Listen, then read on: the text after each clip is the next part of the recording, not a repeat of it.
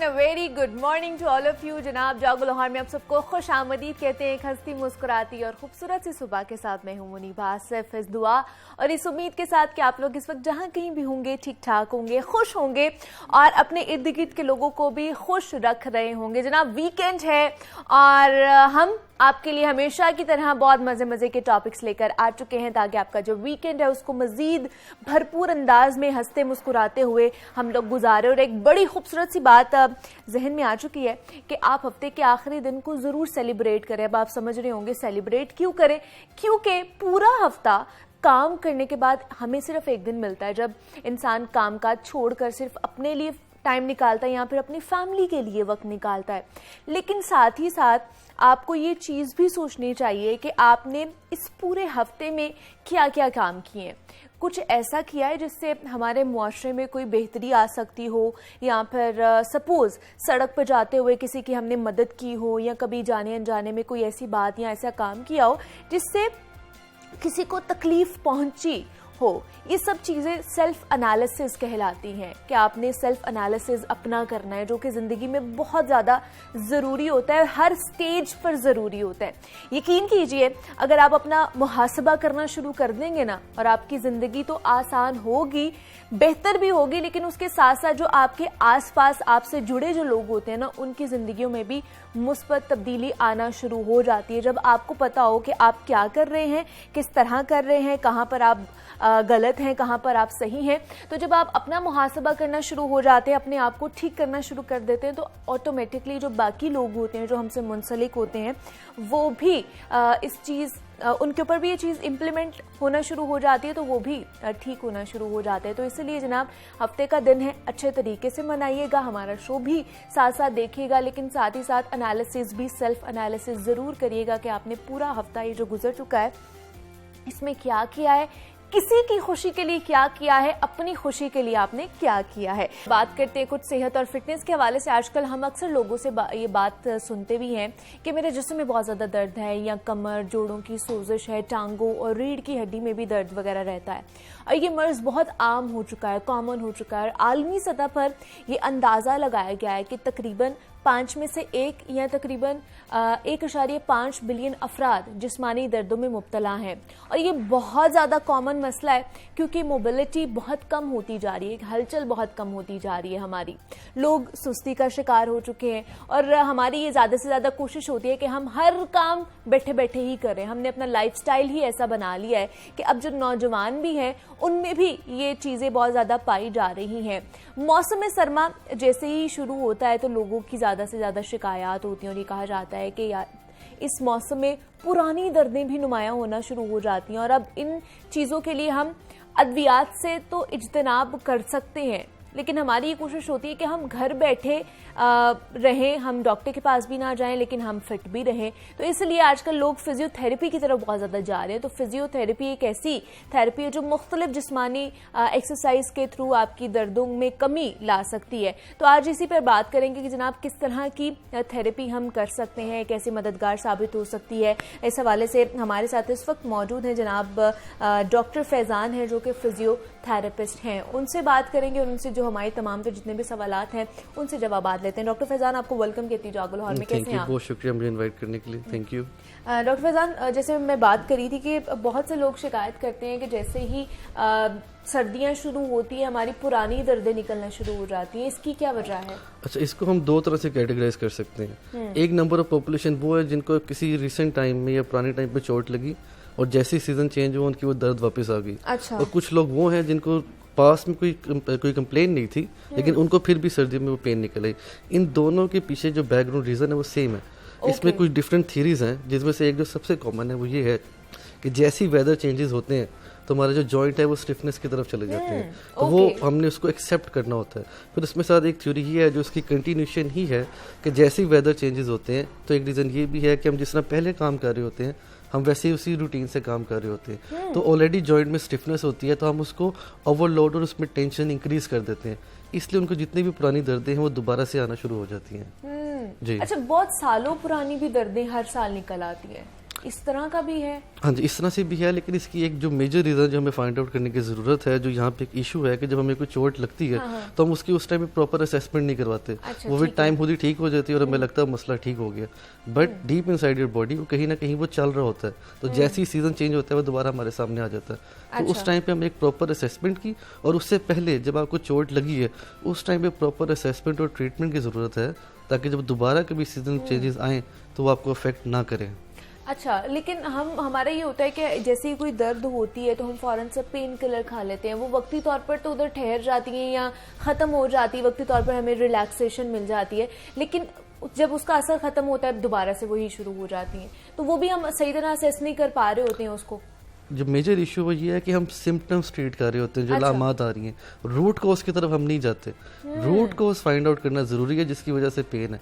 Pen तो आप pain killer से ठीक कर लेंगे, जिस वजह से पेन है वो तो उधर का उधर बरकरार है। तो आपने रूट कॉज को टारगेट करना है एक प्रॉपर असेसमेंट से, अपने फिजिशियन से, फिजियो से, जो भी आपके कंसर्न इशू है उस मेडिकल स्पेशलिटी से आप प्रॉपर असेसमेंट करवाएं, उसका ट्रीटमेंट करें। Pain killer is not the treatment, वो टेम्परेरीली आपकी दर्द उसको जरूर कम कर सकता है। एग्जैक्टली, वो टेम्परेरीली आपको सुकून दे देगी, लेकिन उसके बाद दोबारा से वो चीजें स्टार्ट हो जाएंगी। अच्छा, बहुत से कमर दर्द की शिकायत आती है, खासतौर पर खवातीन के हवाले से, कि चुक पड़ गई या फिर सर्दियों में कमर दर्द शुरू हो जाती है, झुक कर काम नहीं किया जाता है, तो इसकी क्या कॉजेज हो सकती हैं? इसकी जो मेजर रीजन है वो तो एक हमारा सीडेंटरी लाइफस्टाइल है। अच्छा, हमारा एक बहुत ज्यादा मिसकंसेप्ट है कि जो हम घर पे काम करते हैं वो भी एक्सरसाइज है। ऐसे नहीं है। हमें हमारे बॉडी में जितने मसल्स हैं उन सबको मूव करने की डिफरेंट स्पेसिफिक आप कह ली पोजीशंस हैं, डिफरेंट स्पेसिफिक एक्सरसाइज हैं जिससे वो मूव होता है। तो घर का काम इज नॉट द एक्सरसाइज। एक तो सेडेंटरी लाइफस्टाइल हमारी मेजर रीजन है जो कि हमें पोस्चर खराब कर रहा है और हमारे मसल वीकनेस की तरफ लेके जा रहा है। तो इन सारी चीज़ों को रूल आउट करना बहुत ज़रूरी है, ताकि पता चले कि आपकी मेजर रीजन मसल वीकनेस बन रही है या पोस्चर बन रही है, ताकि उसके अकॉर्डिंगली आप जो लाइफस्टाइल मॉडिफिकेशन है वो कर सकें। लेकिन कहा जाता है कि हमारा पोस्टर भी ठीक नहीं है, हमारा बैठने का तरीका भी ठीक नहीं है, उसकी वजह से भी कमर में दर्द या ये जो शोल्डर्स हैं इनमें दर्द निकल आती है। मैं आपको बताऊं, जो हमारा जो बॉडी स्ट्रक्चर है वो बेसिकली स्पाइन पे एग्जिस्ट कर रहा होता है। जब जब भी कोई स्पाइन पे इशू आएगा, लेट्स से अगर हमारी नेक वाली स्पाइन पे आ रहा है तो उसके सिम्टम्स अपर बॉडी पे आएंगे। अगर हमारी लोअर स्पाइन पे आ रहा है तो उसके सिम्टम्स हमारे लोअर बॉडी पे आएंगे। अच्छा। तो जब हमारा पोस्टर इफेक्ट हो रहा होता है, साथ इसमें एक चीज़ ये भी ज़रूरी है कि अगर हमारी अपर स्पाइन पे कोई इशू आ रहा है और हम उसको रिजॉल्व नहीं कर रहे तो वो लोअर स्पाइन पे किसी ना किसी टाइम पे जाएगा ही जाएगा। तो पोस्चर करेक्शन बहुत ज़रूरी है। आपका बैठना, इवन लेटना, अगर आप वीडियो यूज़ कर रहे हैं तो हम एक वर्ड बोलते हैं एर्गोनॉमिक्स। एर्गोनॉमिक्स बेसिकली ये आपकी हाइट, वेट और साइज के मुताबिक आपका वर्किंग एनवायरनमेंट होना चाहिए। और खास तौर पे जो ऑफिस यूजर्स हैं, ये जो घर वाली खवातीन है, किचन शेल्फ को आप देख लें या टेबल को देख लें, कंप्यूटर को देख लें, स्क्रीन हमारे साथ मैच ही नहीं कर रही होती। बाज़ अगर हम ऐसे होते हैं, कभी ऊपर होते हैं, उसका डायरेक्ट प्रेशर नेक पे आ रहा होता है। तो हमें उसकी साइज के अकॉर्डिंग, आपकी हाइट के अकॉर्डिंग उसको मॉडिफाई करना होता है, जिसको हम एर्गोनॉमिक्स भी कहते हैं। अच्छा, मतलब अपनी नजर के मुताबिक, जहाँ पे हमारी आई लेवल जा रहा है उसके मुताबिक हमें अपनी चीजों का लेवल रखना चाहिए। अगर हम कंप्यूटर पे काम कर रहे हैं, किसी और चीज पे भी काम कर रहे हैं, तो लेवल हमारी आई का होना चाहिए उसके मुताबिक। तभी हमारा जो पोस्चर है, जो सीधा होके हम लोग नहीं बैठते ना, हम झुककर इस तरह हम लोग बैठ रहे होते हैं, जिससे हमारे एक तो कंधे भी स्टिफ हो रहे होते हैं और हमारी जो कमर है उसके ऊपर भी असर पड़ रहा होता है। अच्छा, अक्सर कंधों के हवाले से बड़ा कहा जाता है, खासतौर पर सर्दियों में बैठे बैठे पुल हो गए, कोई कहते हैं कि जनाब मतलब एवी खिंच जाते हैं कंधे, तो इसकी क्या वजह है? और खासतौर पर सर्दियों में ये चीजें ज्यादा होती हैं। अच्छा, जिस तरह मैंने बताया कि सर्दियों में नॉर्मली जॉइंट्स जो हमारी स्टिफनेस है वो वेदर चेंजेस की वजह से ज्यादा हो जाती है। इसमें कुछ नॉर्मल चीजें हैं जो आप खुद से भी कर सकते हैं, जैसे आप एक्स्ट्रा कवरिंग करें, कपड़े ज्यादा पहने। इसके साथ साथ जब अपना डे स्टार्ट आप कर रहे हैं तब आपका वार्म अप करना बहुत जरूरी है, ताकि आपको जो ब्लड फ्लो है जो कि जॉइंट स्टिफनेस की वजह से इफेक्ट हुआ है वो बैक टू नॉर्मल हो जाए। अगर उसके बावजूद भी, ये सारी प्रोटेक्शंस के बावजूद भी पेन रह रही है, इसका मतलब कि आपको कंसल्टेशन की डेफिनेटली जरूरत है। अगर वो जॉइंट से रिलेटेड है, आप फिजियो या अपने ऑर्थोपेडिक से उसको कंसल्ट कर सकते हैं। उसके अकॉर्डिंग जो मेडिसिन की मैनेजमेंट है वो ऑर्थोपेडिक के अंडर आ जाएंगी। एक्सरसाइजेज, मसल स्ट्रेंथनिंग या मसल वीकनेस है या जो आपने स्ट्रेचिंग्स ऐड करनी है तो वो फिजियो के अंडर आ जाएंगी। और जो जिस मेडिकल स्पेशलिटी का काम है उससे करवाया जाए। तो ये देखना बहुत ज़रूरी है कि आपके विद टाइम क्या चेंजेस आ रहे हैं। अच्छा, मतलब फिजियोथेरेपी के थ्रू किसी भी तरह की दर्द का हल निकाला जा सकता है? मेजॉरिटी का निकाला जा सकता है, बट अगर हमारे किसी ऑर्गन में किसी किस्म का इशू आ रहा है और हम एक वर्ड बोलते हैं रेफर्ड पेन, जैसे किडनी से कोई इशू है, उसकी पेन आती है tip of the right shoulder पे, अच्छा, तो ये रेफर्ड पेन होती है। जो ऑर्गन से पेन आ रही है उसके लिए आपको डिफरेंट मेडिकल स्पेशलिटी की ज़रूरत है, जो कि किसी भी तरह का डॉक्टर फाइंड आउट कर सकता है कि ये आपकी लोकल मस्कुलर पेन है या किसी ऑर्गन की रेफर्ड पेन है। तो जिस ऑर्गन की रेफर्ड पेन है उस स्पेशलिटी में, अगर वो रेफर्ड नहीं है तो उसका फिजियो हर तरह की पेन मैनेज कर सकता है। जैसे आपने बताया कि किडनी का रेफर्ड पेन है, इस तरह और भी चीजें हैं जिनकी हार्ट पेन है, वो आपने सुना होगा अक्सर बाजुओं में आता है। तो हर किसी ऑर्गन की, क्योंकि कॉमन नर्व सप्लाई होती है, अच्छा, जिस ऑर्गन की कॉमन नर्व सप्लाई है किसी जॉइंट के साथ, वहाँ पे पेन आ सकती है। तो कुछ स्पेशल क्वेश्चंस होते हैं जो मेडिकल स्पेशलिस्ट डॉक्टर है, ये फिजियो है, वो अपने पेशेंट से पूछता है। डायग्नोसिस बहुत ज़रूरी है, और एक अंदाजे के मुताबिक जितने भी पेशेंट मेडिकल में आप कह लें इन ईजी वर्ड्स खराब हो जाते हैं, उसकी 85 रीज़न है मिस डायग्नोसिस, कि डायग्नोसिस ही ठीक नहीं हो पाता। इसलिए आपका कंसर्न डॉक्टर और सही जगह जाना बहुत ज़रूरी है। अच्छा, शोल्डर की फिर पेन के लिए क्या करना चाहिए? किस तरह की टिप्स देंगे, किस तरह की आप बताएंगे कि एक्सरसाइज हम घर पे बैठ के कर सकते हैं? अच्छा, इसमें बेसिक चीज़ ये है कि आपका किसी भी तरह का एक पोस्चर 1 से 2 घंटे से ज़्यादा मेंटेन नहीं होना चाहिए। अच्छा, अगर आप बैठे हैं तो आप खड़े हो जाएं, अगर आप खड़े थे तो आप बैठ जाएं, आप लेटे हैं आप चलें, किसी भी तरह का पोस्चर आपने 1 से 2 घंटे से ज़्यादा मेंटेन नहीं करना। और कुछ बेसिक स्ट्रेचेस हैं, जिस तरह आप जब लेट से अगर आप बैठे हैं, आप खड़े हो जाएं, आप अपने बाजू को फुल स्ट्रेच करें, नेक को फुल स्ट्रेच करें। अगर हम शोल्डर स्पेसिफिक बात करें तो शोल्डर और नेक का डायरेक्ट लिंक है। अगर आपको शोल्डर में पेन आ रही है, दैट डजंट मीन कि शोल्डर हो सकता है आपकी नेक थक रही हो, क्योंकि सारे मसल लिंक्ड हैं। तो आप जिस भी पोजीशन में हैं उस पोजीशन को 1 से 2 घंटे बाद चेंज करें, पहली चीज़ तो ये है। अच्छा, जो लाजमी है। उसके बाद कुछ बेसिक स्ट्रेचेस, आप नेक स्ट्रेचेस कर सकते हैं, शोल्डर के स्ट्रेचेस हैं जो हर 1-2 घंटे बाद करें। किसी भी तरह का कांस्टेंट पोस्चर नहीं होना चाहिए। सबसे पहले तो प्रिवेंशन है, सो prevention is better than cure obviously. तो आपने प्रिवेंशन सबसे पहले तो करनी है। इन केस अगर आप मसले में आ गए हैं तो आप पहले कंसल्ट करें अपने फिजियो को, और पता ये देखना ज़रूरी है कि क्या जो शोल्डर पेन है वो शोल्डर की वजह से है या नहीं। अगर है तो जो स्पेसिफिक मसल्स वीक हो रहे हैं उसके अकॉर्डिंग एक्सरसाइज बताई जाए, क्योंकि हर मसल का डिफरेंट मूवमेंट में रोल है, हर मसल की डिफरेंट इंपॉर्टेंस है, तो उसके अकॉर्डिंग ही एक्सरसाइज प्रिस्क्राइब की जाती है। अच्छा, कमर की हवाले से फिर क्या कहेंगे? अगर वो हो जाती है तो उसके लिए क्या एक्सरसाइज करनी चाहिए हमें? अच्छा, उसमें डिफरेंट ये है कि पहली चीज़ तो हमारी अगेन पोस्चर वाली ही आ जाएगी।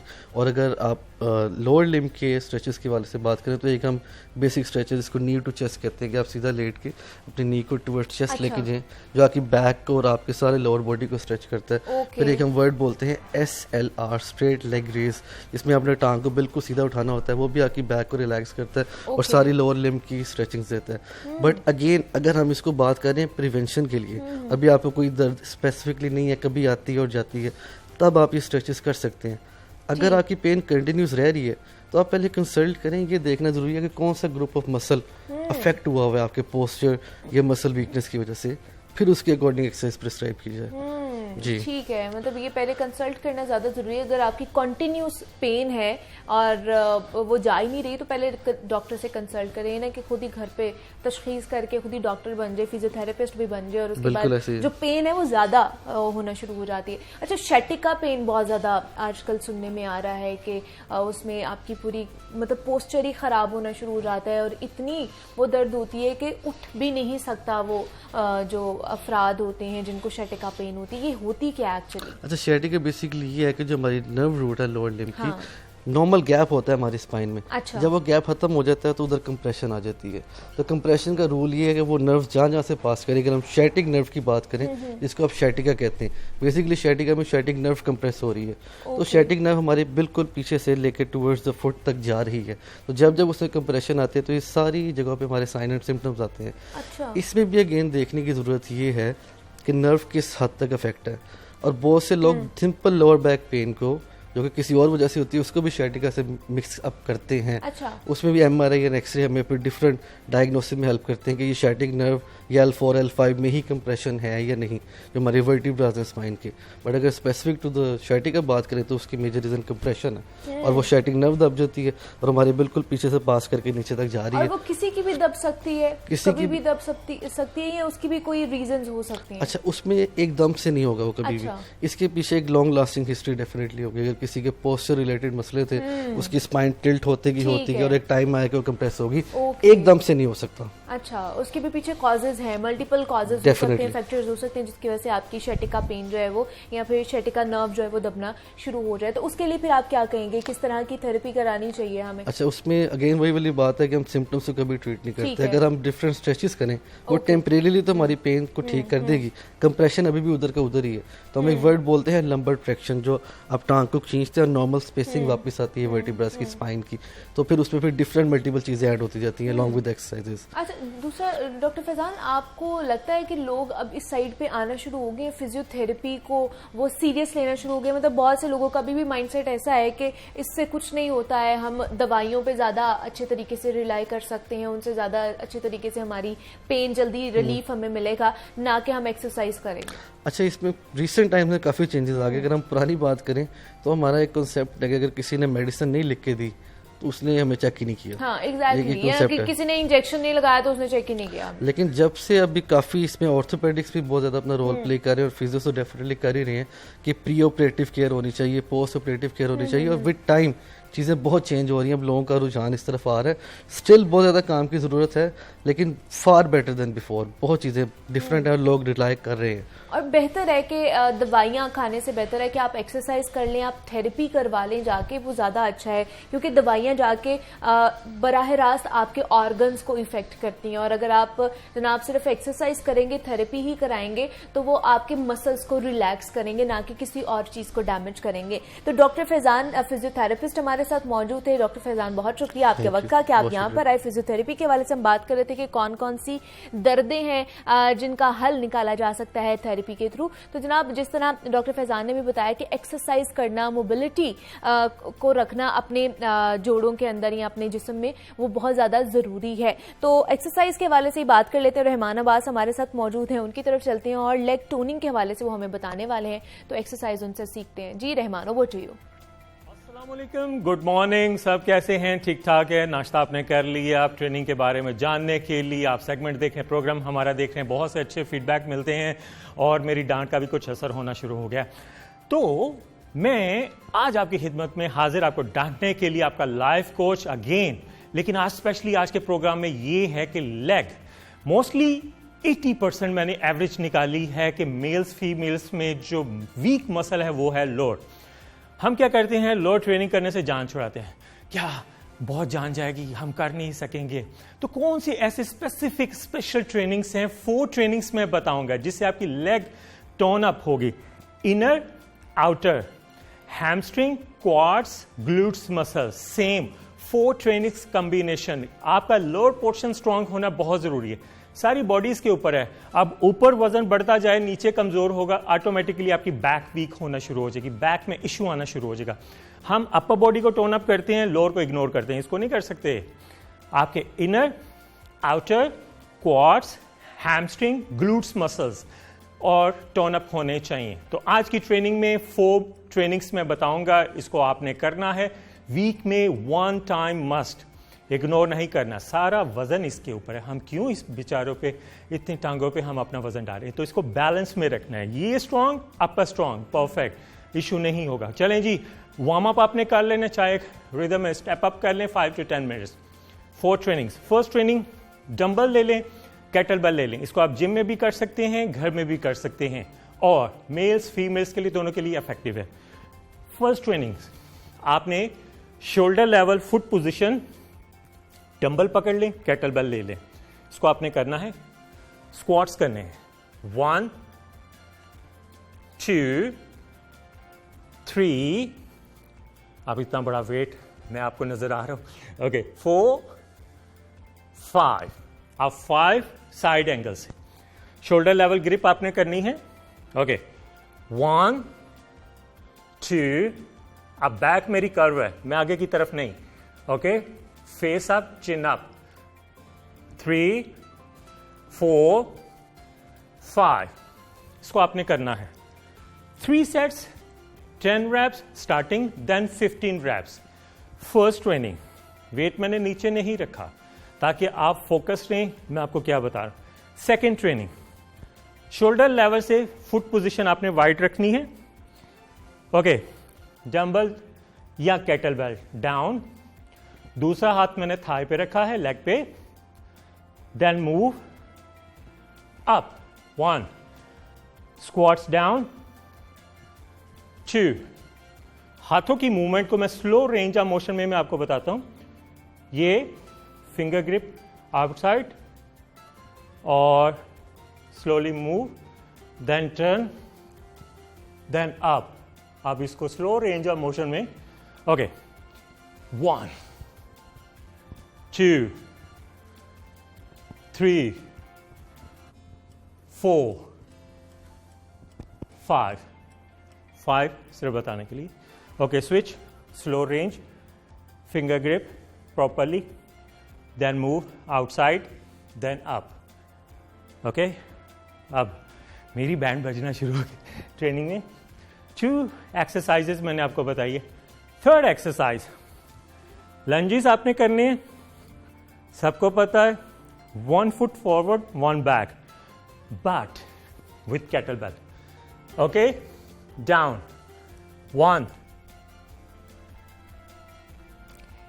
ठीक है जी, रहमान अब्बास हमारे साथ मौजूद है. रहमान, आज के लिए आपका बेहद शुक्रिया. यहाँ पे एक छोटी सी ब्रेक लेंगे, मिलते हैं इस ब्रेक के बाद.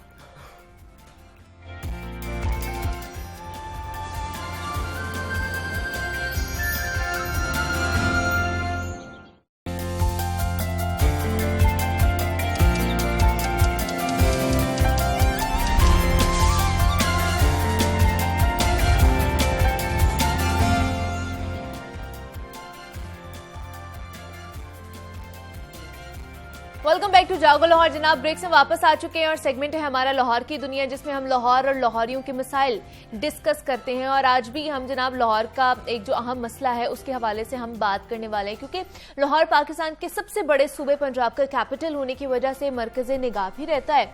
और शहर लाहौर की आबादी जिस तेज रफ्तारी के साथ बढ़ती ही जा रही है, इसी रफ्तार के साथ जो इस शहर के और इन बासियों के मसाइल हैं वो भी दिन ब दिन बढ़ते ही जा रहे हैं. कभी बिजली की लोड शेडिंग का सामना हमें करना पड़ता है, तो कभी गैस का बहरान आ जाता है, कभी आटे का बहरान, तो कभी चीनी का बहरान जन्म लेना शुरू हो जाता है. गुज़श्ता बरस हमने देखा कि चीनी का मसला काफ़ी संगीन रहा और चीनी बहरान के हवाले से हमने देखा कि सियासत में भी बहुत ज़्यादा गर्मा गर्मी भी दिखाई दी.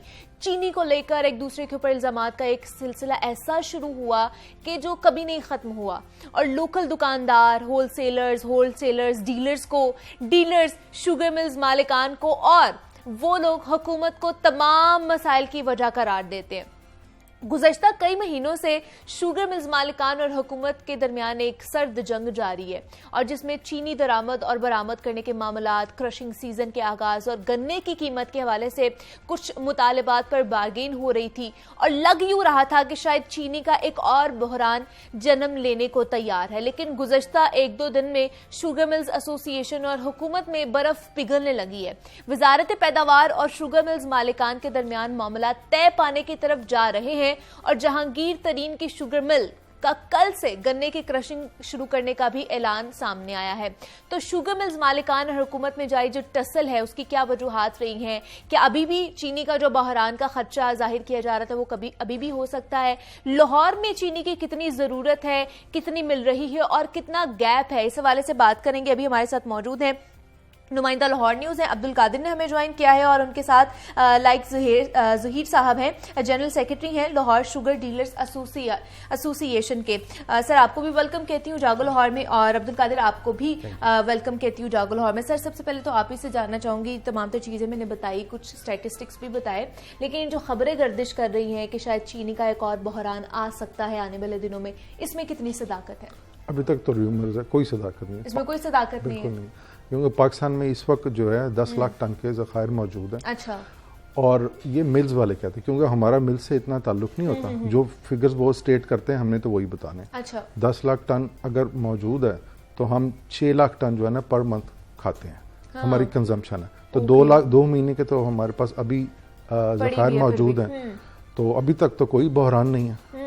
अच्छा, अब्दुल कादिर, आपके पास क्या अपडेट्स हैं? ये जो चीनी का बहरान का खदशा जाहिर किया जा रहा है, इसमें कितनी सदाकत है और क्यों ये रोजाना की बुनियाद पर मतलब कुछ अरसे बाद ये बहरान जो है सर उठाना शुरू हो जाता है? वजूहात क्या है इसके पीछे? अच्छा, इसमें सबसे बड़ी वजह यह है कि जो पाकिस्तान शुगर मिल्स एसोसिएशन है उनकी जानिब से ये कहा जा रहा है हुकूमत और उनके दरमियान जिस मामले के ऊपर जो बात जो है वो किसी तरफ जो है वो बढ़ती हुई दिखाई नहीं दे रही, वो ये है कि शुगर मिल्स जो है वो इजाज़त मांग रहे हैं कि हम चीनी को इंटरनेशनल मार्केट में फ़रोख्त कर दें। अच्छा। और उसके लिए वो 10 लाख मेट्रिक टन की जो है वो इजाज़त मांग रहे हैं, क्योंकि नया क्रशिंग सीज़न जो है वो शुरू हो गया। जैसे ही क्रशिंग सीज़न शुरू होता है उसके बाद जो है उसी महीने में नई चीनी जो है वो मार्केट में आती है। लेकिन हुकूमत जो है वो ये कह रही है कि डिमांड एंड सप्लाई में गैप जो है उसको कम से कम सतह पे रखने के लिए जो है वो चीनी की एक्सपोर्ट की इजाज़त नहीं दी जाएगी, जिसकी वजह से शुगर मिल्स की जानिब से कभी जो है वो स्टॉक पाइल की जगह का बहाना दे दिया जाता है और कभी ये कहा जाता है कि क्योंकि चीनी जो है वो हम बेचेंगे क्योंकि हमारे पास जो स्टॉक पड़ा हो लोकल मार्केट की ज़रूरत से ज़्यादा है। और अगर वो नहीं बिकेगा तो जो हमने बैंक से या मालियाती इदारों से जो कर्ज लिए हुए हैं बिजनेस चलाने के लिए वो वाइबल नहीं रहेगा। और फिर नई क्रशिंग जो है वो शुरू हो चुकी है, उसके लिए भी फाइनेंसिंग का मामला रहेगा। तमाम तर सूरत हाल ये है। अब आपने बताया था कि गुज़िश्ता साल 2021 में जो है वो एक चीनी का बहरान आया लेकिन वो चीनी का बहरान जब आया था वो मार्च 2021 में आया था, जब FIA और हुकूमत जो है वो शुगर मिल्स के पीछे भी पड़ गई और डीलर्स के पीछे भी पड़ गई। अब पंजाब का जो शुगर का सबसे मरकजी जो जिसे सेंटर कहा जाता है, जहाँ पे चीनी की लेन देन की तमाम सूरत हाल को जो है वो वाजे किया जाता है, बाबर सेंटर। अब तो खैर वो बिल्कुल ही उजड़ चुका हुआ है, जो गुज़िश्ता 30-40 सालों से चल रहा था। अच्छा। FIA की जानिब से जो है वहाँ पे ताले तोड़े गए, वहाँ उनके दफातर में से कंप्यूटर्स जो हैं वो उठाए गए कि चीनी जो है उसके ऊपर शायद जो है वो सट्टेबाजी हो रही है, हर चीज़ हो गई। मार्च 2021 से लेकर अब नवंबर 2022 आ चुका है, लेकिन अभी तक कोई रिजल्ट नहीं निकला क्योंकि इसमें कुछ था भी नहीं। वो जिस तरह अभी हम बता रहे थे कि सियासत जो है इसके ऊपर होती, वो सियासत ही थी। और उस सियासत के अंदर जो है वो सबसे ज़्यादा जो मुतासर हुआ था वो एक आम सारिफ हुआ था, और उस सारिफ के मुतासर होने की वजह से जो कौमी ख़जाना था वो भी मुतासर हुआ, क्योंकि चीनी की कीमतें बढ़ गई। जब चीनी की ट्रेडिंग बंद होगी, मार्केट में डिमांड एंड सप्लाई गैप आ जाएगा, सप्लाई वहीं पर जो डिमांड है वहीं पर है, सप्लाई जो है वो रुक गई है। चीनी जो है वो 130, 140, 150 रुपए तक भी गई 80-90 से। हुकूमत ने चीनी जो है वो इम्पोर्ट कर ली। हाँ। अब जब इम्पोर्ट की तो कौमी ख़जाने को भी नुकसान हुआ, जो मुकामी जो पैदावार थी वो भी पड़ी हुई थी। फिर नवंबर 2021 में भी एक दफ़ा फिर क्रशिंग हुई और वो चीनी इस तरह बढ़कर जो है वो इस वक्त की सूरत हाल ये है कि तकरीबन 2 से 3 माह का स्टॉक जो है वो अब भी पड़ा हुआ है। और क्रशिंग जो है पंजाब में बाकायदा जो शुगर केन पंजाब के कमिश्नर हैं उन्होंने जो बाकायदा मॉनिटरिंग का भी ऐलान किया कि तमाम शुगर मिल्स के ऊपर जो है वो हम चेक एंड बैलेंस रखेंगे और रोजाना की बुनियाद पे वो हमें रिपोर्ट देंगे कि आज इतना गन्ना आया, इतना क्रश किया और इतनी चीनी बनी। मतलब अभी कोई बहरान का खदशा नहीं हो सकता? बहरान का खदशा टला नहीं है अभी तक। बहरान का खदशा तब हो क्योंकि अभी तक जो ये जितना सैलाब आया इसमें कितनी फसल तबाह हुई है और जो क्रॉप है उस पर कितना इफेक्ट आया है, उसकी जो चीनी उसमें से जो शुगर चीनी बननी है उसके बाद पता चलेगा कि क्या सूरत हाल है। और अगर जो हमारा नेक्स्ट टारगेट है वो हम अचीव कर सकते हैं कि नहीं कर सकते। लाइक साहब आपने सुनी है अब्दुल कादिर की बात कि अभी भी ये खदशा टला नहीं है, बहरान का खदशा अभी भी है, लेकिन ये जो सियासत की जाती है इस तरह की जो बुनियादी ज़रूरियात हैं इसके ऊपर आप उसके बारे में क्या कहेंगे? चाहे शुगर मिल्स मालिकान के हवाले से भी कि जैसे आपने कहा कि बराह रास्त तो आपका उनका ताल्लुक नहीं है, लेकिन कुछ ना कुछ तो आपके ऊपर भी इफेक्ट आता होगा। सारा इफेक्ट ही हमारे ऊपर आता है। जिस तरह स्केप गोट किसी को बनाना होता है, अच्छा। तो इस तरह के पोलिटिसाइज्ड मामले में स्केप गोट डीलर्स को बना लिया जाता है। हालांकि बेनिफिशरी, अब देखिए हम ना तकरीबन 6 खरब रुपए की शुगर बनाते हैं। अच्छा। उसमें डीलर्स का स्टेक कितना हो सकता है? शुगर मिल्स जो हैं वो बैंक से क्रेडिट लाइंस लेती हैं। शुगर डीलर्स के पास तो कोई क्रेडिट लाइंस नहीं होती, उन्होंने तो अपना 4-5 दिन का स्टॉक लेके चलना होता है। अच्छा। तो इसमें स्टेक होल्डर्स जो है ना शुगर मिल्स है। अब जहाँ तक बात है शुगर मिल्स की कि वो आपका सवाल ये था कि उन्होंने जो पॉलिटिकल माहौल है, देखें जब पॉलिटिसाइज्ड कमोडिटी होती है ना उसमें नुकसान जो है ना सिर्फ कीमतों का होता है। क्योंकि डिमांड एंड सप्लाई को जब भी आप चेक करेंगे ना, उसको आप ऑल्टर करने की कोशिश करेंगे तो ऑब्वियसली गैप बढ़ जाता है। लेकिन ये जो लाइक साहब ये जो मसनूई किल्लत का बहाना किया जाता है या की जाती है खास तौर पर, इसका जिम्मेदार कौन ठहराया जाता है? जी देखिए, जब स्टॉक जो है शुगर के जो स्टॉक हैं वो शुगर मिल्स में होते हैं, प्राइवेटली नहीं होते, बहुत थोड़े होते हैं। अच्छा। ये गांव में छोटे मोटे कस्बों में किसी ने कुछ कर लिया तो कर लिया। जिस चीज की सप्लाई जो डिक्टेट करता है वो ही उसका रिस्पॉन्सिबल होता है, और शुगर मिल्स शुगर की सप्लाई को डिक्टेट करते हैं। डिक्टेट से मुराद ये नहीं है कि वो कंट्रोल करते हैं, यानी कि शुगर की सप्लाई है ही उनके पास। अच्छा, अगर शुगर मिल्स में डीलर्स ने स्टॉक कर लिया तो शुगर मिल्स डीलर्स को कहें भाई उठा के ले जाएं, आप 2 दिन का टाइम है, आप उठा लें, क्यों नहीं कह देते वो? तो इस वजह से उसकी वजह है, देखें ना, वो उसके बेनिफिशियरी शुगर डीलर्स नहीं है, उसके बेनिफिशियरी वो पॉलिटिकल लोग हैं या पॉलिटिकल एफिलिएट्स हैं जिनकी शुगर मिल्स यही तो समझ नहीं आ रही होती है। हुकूमत के जो ओहदेदारान है उनसे बात करते हैं तो वो कहते हैं कि शुगर मिल्स मालिकान ये कर रहे हैं, शुगर मिल्स मालिकान का मौक़िफ़ आता है तो वो कहते हैं जी डीलर्स एसोसिएशन जो है ये सारी चीजें कर रही होती है, उनकी वजह से ये जो गिरा फरोशी और जो कीमतों में एक पाया जाता है, हिजानी कैफियत पाई जाती है, तो वो एक दूसरे के ऊपर चीजें की जा रही होती हैं। नहीं, अगर आप फाइनेंशियली तौर पे देखें तो ऐसा मुमकिन नहीं है। एक शुगर मिल है जिसकी 10 अरब रुपए की क्रेडिट लाइन है। अच्छा। और एक शुगर डीलर है जिसके पास सारे अपने ही पैसे हैं, तो जो क्रेडिट लाइन वाला है वो ही बड़ा स्टेक होल्डर है, स्टॉक होल्डर भी वही है, और उसी ने सप्लाई को डिक्टेट करना होता है। ये ऐसा मुमकिन नहीं है। प्रॉब्लम देखें, प्रॉब्लम कहाँ आती है? प्रॉब्लम उस वक्त आती है जब गवर्नमेंट्स जो हैं, जो इदारे जो जिम्मेदार हैं, वो डिमांड सप्लाई को चेक करने में नाकाम हो जाते हैं, जिस तरह 2020-21 में हुआ। अच्छा। हमने 2020 में फरवरी तक 7 फरवरी तक हमने एक्सपोर्ट किया और 7 मार्च को हमने इंपोर्ट किया 30 डेज के अंदर। अब ये एक फिनोमेना है, ये तो यानी कि आप बियॉन्ड कॉम्प्रीहेंशन बात है कि आप किसी मुल्क में ऐसी मिसाल कभी नहीं होगी कि हम फरवरी में एक्सपोर्ट करते हैं और मार्च में इंपोर्ट करते हैं। इंपोर्ट करेंगे और दूसरा ज़राई मुल्क है हमारा, हर चीज यहाँ पे हम पैदा कर सकते हैं, पैदावारी जो हमारी कैपेसिटी है वो ज्यादा है मेरे ख्याल से, लेकिन फिर भी यहाँ पे बहरान आई जाते हैं। मैं आपसे भी यही अब्दुल कादिर क्वेश्चन करना चाहूंगी कि जिम्मेदार कौन है इस चीज का, जो मसनूई किल्लत पैदा की जाती है, अवाम के ऊपर बोझ डाला जाता है बराह रास्त? अच्छा, इसमें देखें, जैसे आपने बिल्कुल इब्तदाइया में बताया, जहांगीर तरीन का भी जिक्र किया कि उन्होंने क्रशिंग शुरू कर दी। अब जब ये सारा चीनी का बहरान था उस वक्त जहांगीर तरीन का भी जिक्र था, बिल्कुल ऐसे ही। हाँ जी, वो स्टेक होल्डर हैं क्योंकि उनकी मिल सबसे बड़ी है, उनके पास जो कैपेसिटी है वो सबसे बड़ी है, इसलिए उनका जिक्र भी सबसे बड़ा है। अब एक छोटी सी मिल है जिसका मतलब कि रोजाना का 4 टन या 5 टन की पैदावार है, तो उसका जिक्र भी नहीं होगा। और अगर एक मिल जो है बड़ी है तो उसका, इसकी असल जिम्मेदारी जो है वो हुकूमत पे आती है। हुकूमत जो है, अब इस वक्त की अगर हम देखें तो इस वक्त आटा बहरान मार्केट में, बिल्कुल बिल्कुल, आटा बहरान खत्म होगा तो चीनी बहरान आ जाएगा, और चीनी बहरान खत्म होगा तो फिर कोई ना कोई नया बहरान आ जाएगा। ये जो असेंशियल आइटम्स है, ये चीनी जो है ये कोई आसाइश नहीं है, ये ज़रूरत है, हर घर की ज़रूरत है, बल्कि हर बच्चे के जो दूध का फीडर है उसकी ज़रूरत है। लेकिन इसके बावजूद जो है वो हुकूमत की जानिब से सिर्फ इसकी कीमत तय कर दी जाती है, जी ये इसकी कीमत ये है, वो भी उस पर अमल दरामद नहीं किया जाता। इस वक्त मार्केट में जो रिटेल प्राइसेस हैं वो 90 से लेकर 100 रुपए तक चल रही हैं, कहीं पे 90 रुपए बिक रही है, कहीं पे 95 रुपए बिक रही है और कहीं पे 100 रुपए बिक रही है। लेकिन अगर आप ये देखें कि हुकूमत ये कह देती है जी कि डिमांड और सप्लाई की वजह से हम रेट लिस्ट जारी करते हैं कि डिमांड इतनी है, सप्लाई इतनी है, गैप ये आ गया, अब इसकी कीमत इतनी होनी चाहिए, लेकिन पैदावारी सलाहियत जो पैदावारी लागत है उसको देख के कीमत नहीं जारी की जाती। और हुकूमत को हमेशा, जिस तरह आपने कहा कि ज़रूरी मुल्क है, हुकूमत की प्रायोरिटी में कभी ना ज़राअत रही है ना कभी इंडस्ट्री रही है, हुकूमत की प्रायोरिटी में तो सियासत ही रही है।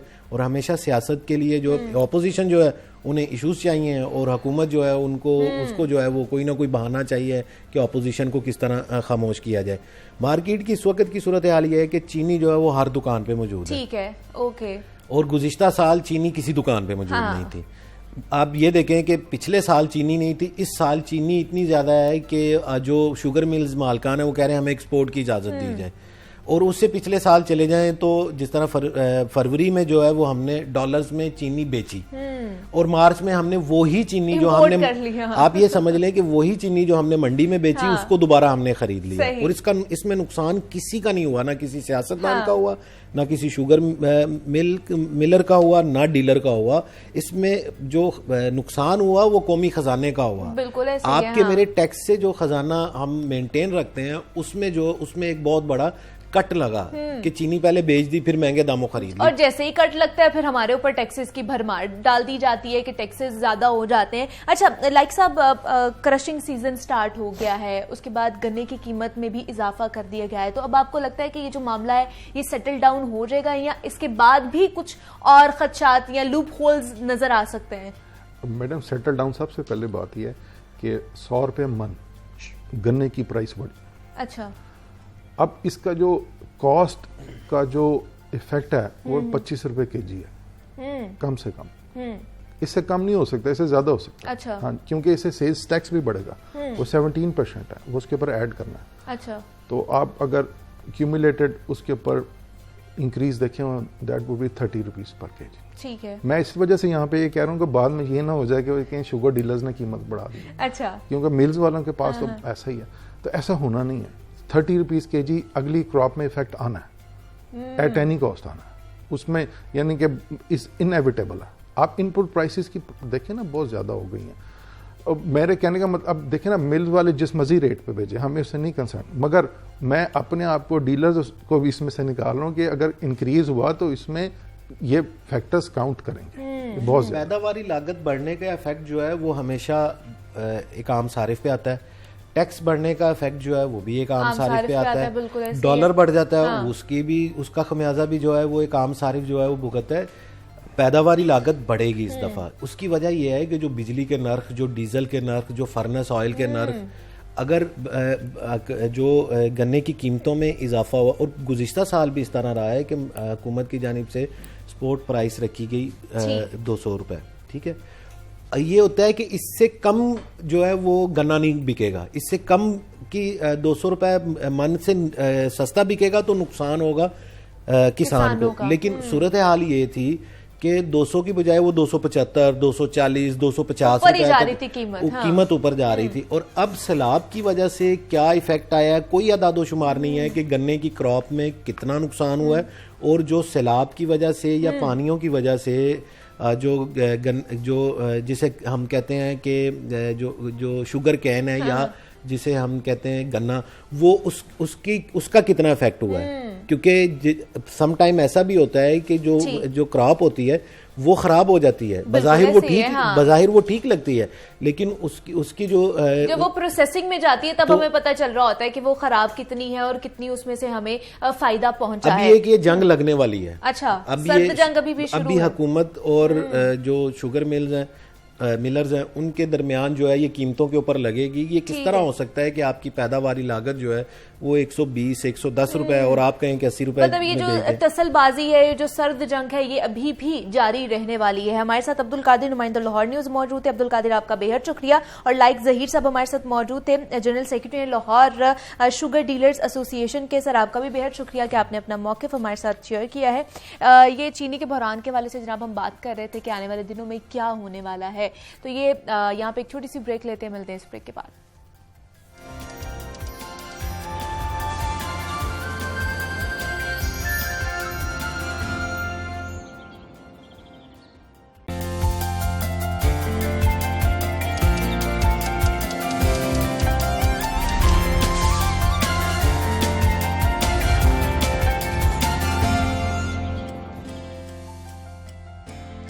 वेलकम बैक टू जागो लाहौर। जनाब, सेगमेंट है हमारा आज की किताब के हवाले से, और इस सेगमेंट में जनाब प्रोफेसर अहमद हमाद साहब हमारे साथ मौजूद होते हैं और आज भी उन्हीं की तरफ चलते हैं। और आज कौन सी किताब का तारुफ वो हमारे साथ करवाने जा रहे हैं, उनसे ही सुनते हैं। जी अहमद साहब, बताइएगा। मेसी में अदराक की तभी सलाहियत न थी। घर वालों को जल्द ही पता चल गया कि इंसानी जज्बात के तमाम मदारिज से वो आशना न था, लेकिन उसके पास एक ज़रा पुख्ता और फ़लसफियाना जहन था जिसके सहारे वो जीता था। उसके जिस्म का तसव्वुर तकरीबन महाल था, ज़हनी तौर पर अलबत्ता वो वाज़े वजूद रखता था। उसके शरीक होते ही गुफ्तगू में मतवाज़न और मुजर्रद लहजा पैदा हो जाता था। यक बयक बोल उठने, मगदूब दावों, ज़ाती तयक्कुन के मुज़ाहिरों की जगह गैर जज्बाती और माकूल दावे ले लेते। ये मिसेस लिंडले पर बहुत गिरां गुजरता था। जब वो कुछ कहती तो वो छोटा आदमी उसकी तरफ देखता और फिर अपनी बारीक सी आवाज़ में इसी बात को अपने तौर पर नाप तोल कर बयान करता और मिसेस लिंडली को यूँ महसूस होता कि जिस जुर्जरी सतह पर उनकी गुफ्तगू हो रही थी उसके किसी शगाफ में से हल्की फुल्की हवा में जा गिरी है। बात करके वो खुद ही उल्लू बनती थी और जल्द ही मुसम्मम खामोशी पर उतर आने के लिए मजबूर हो जाती थी। ये जो खूबसूरत इक़्तिबास है ये दरअसल D.H. लॉरेंस का एक अफसाना है, पादरी की बेटियाँ, डॉक्टर्स ऑफ द विकार। और ये अफसाना हमें मिला इस किताब में, D.H. लॉरेंस के अफसाने, बेहतरीन अफसाने। यासिर हबीब साहब ने इनको कलेक्ट किया और इस किताब की सूरत में इसको शाया कर दिया। यासिर हबीब की जो आपका तारुफ ये है कि फ़ेसबुक पे एक बड़ा खूबसूरत आलमी अदब के तर्जुमे पे मबनी एक ग्रुप है। अगर आप उससे इस्तेफ़ादा करना चाहें तो उसको भी ज्वाइन कर सकते हैं। दुनिया भर में जो भी अदब लिखा जाता है उसके उर्दू तराजुम जो है आपको उस ग्रुप में मिल जाएंगे। इसमें से बाज़ कहानियाँ भी उसमें मौजूद हैं। इसमें इन्होंने बताया कि बहुत सी कहानियाँ तो मुख्तलिफ़ जराइद में उसका तर्जुमा जो था वो उनका शाया हो चुका था, लेकिन बाज़ कहानियाँ इसमें बिल्कुल नई हैं। तो इन्होंने बाज़ जो नए नोआमोज़ ट्रांसलेटर्स हैं उनसे भी काम करवाया।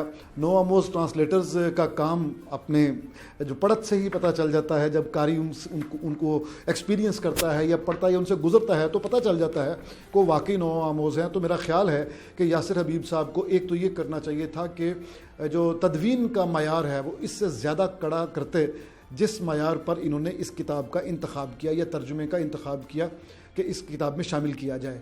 मुझे मोहम्मद सलीमुर रहमान साहब का तर्जुमा, ये जो डॉक्टर्स ऑफ विकर, ये मोहम्मद सलीमुर रहमान साहब का तर्जुमा है और कितना अच्छा तर्जुमा जो मैंने आपको पढ़ के सुनाया, लगता है ना कि तबाज़ाद अफसाना होगा। ये सबसे बड़ा अफसाना 50 सफ़े का अफसाना है। इसमें ये इस सबसे तवील अफसाना है इस किताब का, D.H. लॉरेंस का। लॉरेंस के हवाले से आप जानते हैं कि तरह तरह के यूरोप में बड़े नोटी इनके जो है ना तारुफ हैं मौजूद है। यूरोप में लोग इनको किसी और रंग में याद करते हैं, लेकिन इसका जो बड़ापन है बतौर अफसाना निगार वो इसकी किरदार निगारी में है। किरदार निगारी ऐसी शानदार है। अभी आपने देखा कि उस कैरेक्टर के जो इंटीरियर है उस कैरेक्टर का वो इस तरीके से पेंट किया है कि दिल चाहता है कि इस कैरेक्टर से मुलाकात हो और फिर इनके किरदारों में एक ख़ास तरह की एम्बिवलेंस पाई जाती है या कशमकश पाई जाती है। यानी आप उस किरदार से बैक वक्त एक उसकी साइड से मोहब्बत करेंगे और दूसरी उसके साइड से दूसरी जहत से नफ़रत करेंगे। आपका उस किरदार के साथ एक एम्बिवलेंट रिलेशनशिप बन जाएगा, मोहब्बत और नफ़रत का रिलेशनशिप बन जाएगा। इसी तरह किरदार ख़ुद भी अपनी कशमकश में मुब्तला होता है। मसलन मुस्कुराहट जो स्माइल के नाम से इसमें अफसाना है वो हैरत अंगेज़ है, हैरत अंगेज़ है। उसमें भी कशमकश है, मुसलसल कशमकश।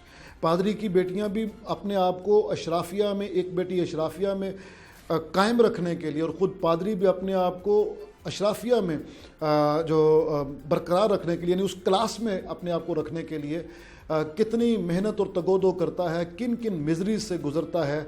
हालांकि वो एक मजहबी फ़िगर है, दरवेशी होनी चाहिए। तो ये जो D.H. लॉरेंस का ये जो तखस्सुस है, ये बोदुल मशरिकैन के साथ एक किरदार को बयान करना और उस किरदार की गिर्द एक कहानी बुनना, ये बड़ा बाकमाल है। मेरा ख्याल है कि यासिर हबीब साहब को ये काम ज़रूर करना चाहिए था कि उनको एक मुकदमा लिखना चाहिए था कि उन्होंने D.H. लॉरेंस को क्यों मुंतखब किया। लॉरेंस का इसमें तारुफ तो मौजूद है, बैक टाइटल पे भी है, लेकिन उसके अफसानों पर या उसके तर्ज तहरीर पर एक नक़द, एक इंतकाद वो लाजमी होना चाहिए था, चाहे वो ख़ुद लिखते या किसी दूसरे लिखारी से लिखवा लेते तो बड़ा ही अच्छा डॉक्यूमेंट बन जाता। बहरहाल मेरा ख्याल है कि ये उर्दू अदब की बहुत बड़ी खिदमत है कि इन्होंने हमें लॉरेंस, हमने टेक्स्ट बुक्स में पढ़ा है इनको, लेकिन लॉरेंस के वो अफसाने जो कि कम मारूफ हैं, कम से कम उर्दू दान तबके के लिए, उनको एक जगह पे इकट्ठा कर दिया। मुझे बहुत ही अच्छा लगा और मैं पढ़ने बैठा तो पढ़ता ही चला गया कि क्या ही ज़बरदस्त काम किया है। जैसे मैंने अर्ज़ किया कि इसमें बाज़ तर्जमे कमज़ोर हैं, इसी तरह किताब में बाज़ जगह पे प्रूफ रीडिंग के मसाइल हैं, बाज़ जगह पे बाइंडिंग के भी मसाइल हैं। इन खामियों के बावजूद ये बहुत ही काबिल कदर काम है और उर्दू के वो लिखारी या उर्दू के वो तालिब इल्म जो आलमी अदब पढ़ना चाहते हैं, बैनुल अक़वामी अदब पढ़ना चाहते हैं, उनके लिए ये किसी तोहफे से कम नहीं है। जनाब, अब हमने आगे बढ़ना है और कुछ बात करनी है कि आजकल ट्रेंड्स कौन कौन से चल रहे हैं। जिस तरह जैसे ही स्टार्ट हुआ था हमारा शो, मैंने आपको बताया था कि आज हम बात करेंगे कि विंटर्स की लुक किस तरह की होनी चाहिए। शादी सीजन है, शादी सीजन में हमें टेंशन होती है खासतौर पर ख़वातीन को कि जब हमने ड्रेस किस तरह का पहनना है, उसके साथ हमारा मेकअप किस तरह का होना चाहिए, लेकिन साथ ही साथ हमारे हाथ कितने अच्छे लगने चाहिए, कितने प्यारे लगने चाहिए, हमारा नेल कलर किस तरह का होना चाहिए, ऊपर डिजाइन्स किस तरह का होना चाहिए। इस पर हमने आज बात करनी है कि नेल्स के हवाले से क्या क्या ट्रेंड्स चल रहे हैं। तो जनाब, हमारे साथ आज नेल आर्ट एक्सपर्ट सना तूर मौजूद हैं, उनसे बात करेंगे, नेल्स के हवाले से बात करेंगे और न्यू ट्रेंड्स पर उनसे गुफ्तगू करेंगे। सना, आपको वेलकम कहती हूँ जागो लाहौर में, कैसे हैं आप? Thank you so much. सबसे पहले तो आपका शुक्रिया बहुत कि आपने मुझे इनवाइट किया अपने शो में।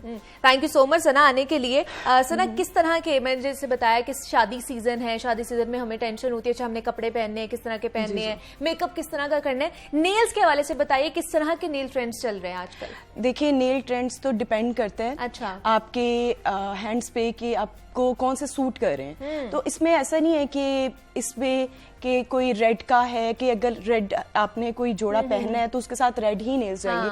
अभी आजकल में जो ट्रेंड चल रहा है वो फ्रेंच नेल्स का बहुत चल रहा है और ज्यादातर हमारे पास जो ब्राइड्स आती हैं वो फ्रेंच ही करवा रही है। हाँ, मतलब बड़ा खूबसूरत लगता है। पहले हम देखते थे अच्छा जोन सा जोड़ा पहना हुआ है उसी जोड़े के कलर का सिर्फ नेल पेंट चल रहा है, तो बड़ा ऑड सा लगना शुरू हो गया था कि सेम टू सेम चीजें चल रही हैं। अब कुछ डिफरेंट आ रहा है। अच्छा, बहुत सारी जैसे नेल आर्ट, जैसे मैंने भी बहुत ही खूबसूरत सा नेल आर्ट करवाया है और सना के सैलून से ही मैंने करवाया है। ये मैंने नियॉन नेल आर्ट कराया है सना के सैलून से और आजकल ये भी बहुत चल रहा है सना। ये पार्टी वेयर है, कैजुअली भी इसको हम लोग करवा सकते हैं।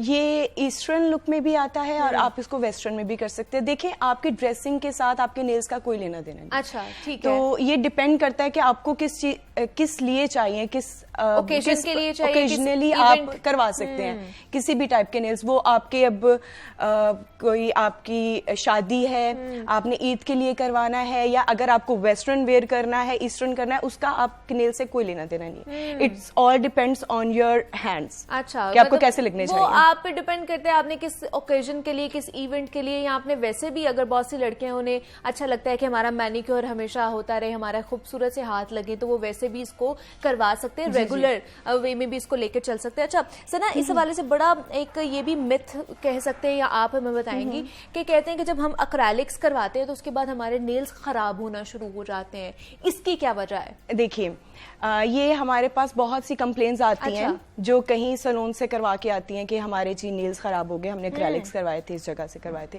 तो मैं बस उनको ये कहना चाहती हूँ कि देखिए, ओरिजिनल जो चीज़ है जो नेल्स के लिए ही बनी है वो आपके ओरिजिनल नेल्स को कैसे खराब कर सकती है। तो एक्रेलिक्स जो है, बेसिकली जो ओरिजिनल एक्रेलिक पाउडर्स जो हम यूज करते हैं वो आपकी इवन जो आपके जो नेल बाइटर्स हैं उनके लिए ये अच्छा है। जो डैमेज नेल्स हैं उनको रिपेयर करता है और आपकी ग्रोथ की नेल्स को और बढ़ाता है। हाँ जी, ऐसा है। तो ये आपके ओरिजिनल नेल्स को या नेल बेड को खराब नहीं करता। मतलब बहुत से ऐसे केसेस भी हमने देखे हैं कि उनके नेल्स खराब अगर वो फेक प्रोडक्ट है तो। अच्छा, इस पे भी बड़ा डिपेंड करता है कि आप जो जनाब जो नेल्स पे भी आप प्रोडक्ट लगा रहे हैं वो किस तरह की प्रोडक्ट लगा रहे हैं। अगर वो फेक है या अच्छी नहीं है तो वो अच्छी नहीं लगेगी। बिल्कुल, ये आप तो जानती हैं, आप हमारे पास से करवाती रहती हैं, तो आप तो बल्कि अच्छे से बता सकती हैं कि हमारी प्रोडक्ट। मेरा बड़ा अच्छा एक्सपीरियंस रहा, इसलिए मुझे लगा कि आप तक भी ये एक्सपीरियंस पहुंचना चाहिए। तो अभी अगर जैसे यंगस्टर लड़कियों में आ जाती हैं, कॉलेज गोइंग है या फिर यूनिवर्सिटी गोइंग लड़कियों को, क्या आप सजेस्ट करेंगे किस तरह के कलर्स लगाने चाहिए या किस तरह का उन्हें आर्ट ऊपर अपने नेल्स के ऊपर कराना चाहिए? आजकल न्यूड्स का बहुत फैशन है। न्यूड्स का, ओके। और नियॉन्स का बहुत है, ओम्ब्रे का बहुत है, जेलिश नेल्स चल रहे हैं। अच्छा, तो ये कभी भी ट्रेंड ओल्ड नहीं होता है। अच्छा, ये जो एक्रेलिक नेल करवाते हैं सना, ये कितनी, इसकी ड्यूरेशन कितनी होती है? इसकी ड्यूरेशन जो है वो एग्जैक्ट तो आपकी 15 से 20 डेज की है, उसके बाद अब में आपको रिफिलिंग करवानी होती है Okay, जो ठीक है। 15 डेज के बाद होती है। अभी लड़कियां हमारे पास आती हैं और कहती हैं कि जी हमें 6 मंथ की ना एक्सटेंशन लगा दो। अच्छा। अभी मैं उनको ये बोलती हूँ कि देखो हेयर की एक्सटेंशन भी 6 महीने नहीं चलती, हाँ।